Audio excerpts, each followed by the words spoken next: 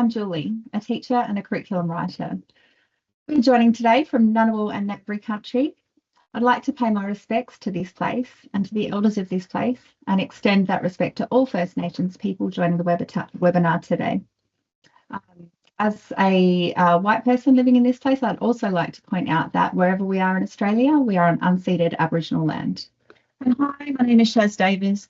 I'm a non-binary Bargidja person from the Kimberley. Jules and I co-founded Gurulil Consulting, where we work with schools, systems and educators to centre Aboriginal and Torres Strait Islander voices, truths and knowledges. We're really proud to have contributed to the Investigating Humanities series, and we're here to walk you through how we approach this work and how you might be able to bring it into your classrooms with confidence.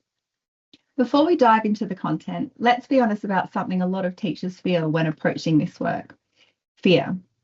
I've had teachers tell me that they're afraid of saying the wrong thing, afraid of causing harm, and afraid of not knowing enough or having enough background information. And I get it. The fear is real. But if you're feeling that, don't let it stop you. Let it remind you that this work matters. And to help you address this fear of getting it wrong, we're going to begin our content with cultural safety. So this series includes an introduction to cultural safety for teachers and another for students. We developed these guided by two key questions. One, how do we ensure that teachers understand the concept of cultural safety and how to apply those principles in teaching this content? And two, how do we ensure that students understand and can practice cultural safety so they can work together in safe and respectful ways? Because that's how truth-telling happens, through shared learning and honest conversation. When teachers can walk that path with students, it shifts the learning for everyone. So let's talk about cultural safety for students. For many Aboriginal and Torres Strait Islander kiddos, school hasn't been a safe place. It has been a place of harm through either invisibility, misrepresentation, and sometimes outright racism. So we wrote this content with those students at the centre to make sure that they're seen, heard, and reflected as the leaders, knowledge holders, and change makers that they are. And for non-Indigenous students, cultural safety means being invited into the truth, not sugar-coated, not avoided, not centred around the same old colonial narratives that leave previous generations like ours not knowing the full truth of the places on which we live and learn, but taught with honesty, context and respect. It means learning to sit with discomfort, asking hard questions and staying open to perspectives that might challenge you. So in addition to the introductions to cultural safety, we were invited to write lessons about First Nations peoples and cultures, resistance and success. We also contributed to other authors' chapters by reviewing content for cultural safety and respect. And so in doing this work, we were guided by three principles: strength-based representation of First Nations people, historical and ongoing truth-telling, and the opportunity for all students to learn about the people who practice the oldest continuing culture on Earth. These lessons are designed to meet you where you are as a teacher. Whether you've been teaching First Nations content for years or are just beginning, you'll find support embedded throughout. Each lesson includes scaffolded inquiry questions, clear student-friendly definitions of key terms, contextual information for you so you can teach with confidence, prompts for navigating respectful discussion, even the tough stuff. The aim is to build your confidence while making sure you never feel like you're walking in unprepared. For students, we've aimed to create culturally safe content by ensuring First Nations students can see themselves reflected as knowledge holders, activists, leaders and innovators, not just in the boring old stories of harm and deficit that we often hear. For non-Indigenous students, it's about engaging deeply and respectfully. It's about being invited into truth-telling and truth listening and understanding what it means to listen with truth without being shielded from discomfort. Here's what we focused on to achieve that. So we focus on truth-telling. We don't shy away from the hard parts of our history. Some of the lessons explore William Cooper's activism and the Day of Mourning, the 1967 and 2023 referenda, the Jaburong birthing trees and the resistance to their destruction, the impact of colonisation on country, culture, law, language and kinship, and the continuity of Aboriginal and Torres Strait Islander presence, resistance and leadership today. Students are given space to explore big ideas like sovereignty, resistance, racism, and the Uluru Statement from the Heart with the structure that they need to unpack them safely and respectfully. We always use strengths-based framing. There's no deficit framing in these lessons.